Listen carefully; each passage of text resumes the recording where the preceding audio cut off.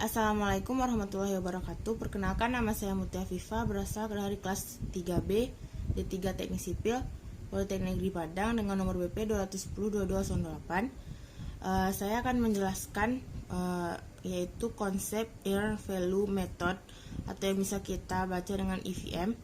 Tahapan manajemen biaya proyek terbagi atas 3, yaitu cost estimating, budgeting, dan control. Cost estimating adalah membuat sebuah estimasi dari biaya dan sumber daya yang dibutuhkan untuk menyelesaikan sebuah proyek. Nah, untuk cost budgeting, mengalokasikan semua estimasi biaya tersebut pada tiap paket kerja untuk membuat sebuah baseline agar dapat diukur kinerjanya. Nah, untuk cost control sendiri itu mengendalikan perubahan dana proyek. Untuk EVM sendiri adalah alat untuk mengukur kinerja proyek yang mengintegrasikan ruang lingkup, waktu, dan data biaya. Untuk menggunakan EVM harus dibuat terlebih dahulu baseline. Dengan baseline dapat dievaluasi apakah proyek berjalan dengan baik atau tidak. Secara periodik, informasi aktual mengenai kinerja proyek harus diperbarui sehingga pemanfaatan EVM dapat optimal. Selanjutnya, perbandingan manajemen biaya tradisional dengan konsep EVM. Pertama, metode evaluasi kurva S.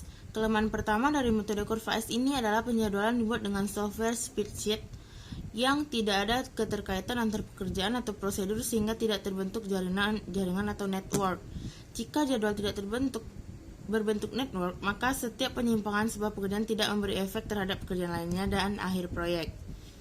Dan kelemahan kedua, kurva S hanya berdasarkan presentasi biaya sehingga penyimpangan yang terjadi hanya penyimpangan presentasi biaya. Sedangkan proyeksi biaya akhir proyek tidak dapat diketahui.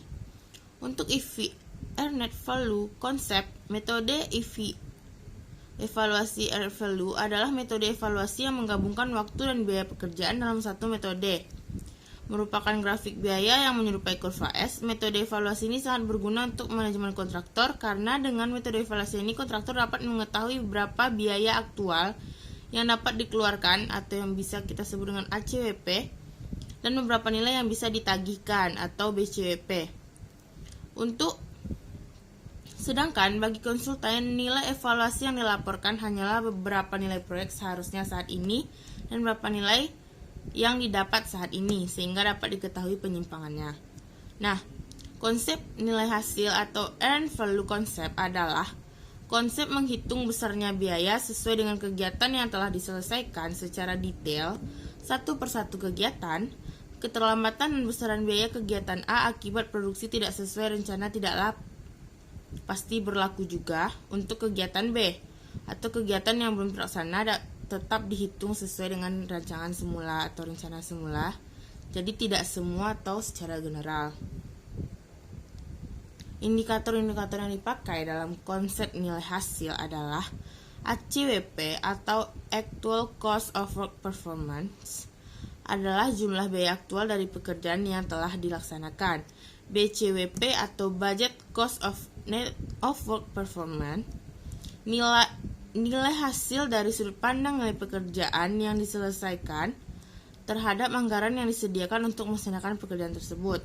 BCWS atau Budget Cost of Work Schedule merupakan nilai anggaran untuk satu paket pekerjaan yang dipadukan dengan jadwal pelaksanaannya. Nah, untuk cost variance merupakan selisih antara nilai yang diperoleh setelah menyelesaikan paket-paket pekerjaan dengan biaya aktual yang terjadi selama pekerjaan proyek. Cost variance positif menunjukkan bahwa nilai per paket pekerjaan yang diperoleh lebih besar dibandingkan dengan biaya yang dikeluarkan untuk mengerjakan paket-paket pekerjaan tersebut. Sebaliknya, nilai negatif menunjukkan bahwa nilai paket-paket pekerjaan yang diselesaikan lebih rendah dibandingkan dengan biaya yang dikeluarkan.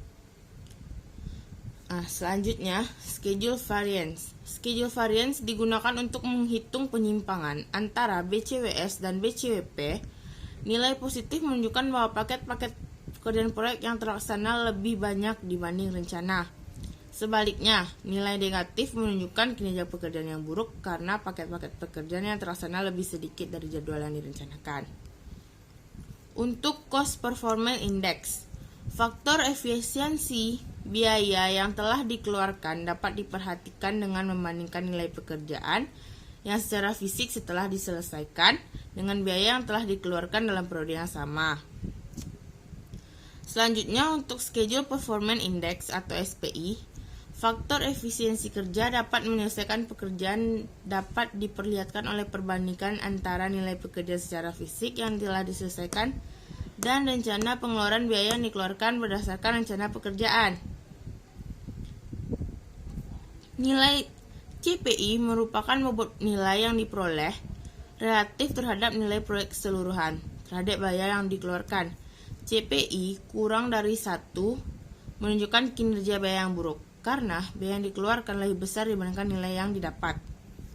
Nah, untuk nilai SPI menunjukkan seberapa besar pekerjaan yang mampu diselesaikan terhadap suatu pekerjaan yang direncanakan. Nilai SPI kurang dari 1 menunjukkan bahwa kinerja pekerja tidak sesuai dengan yang diharapkan karena tidak mampu mencapai target pekerjaan yang direncanakan.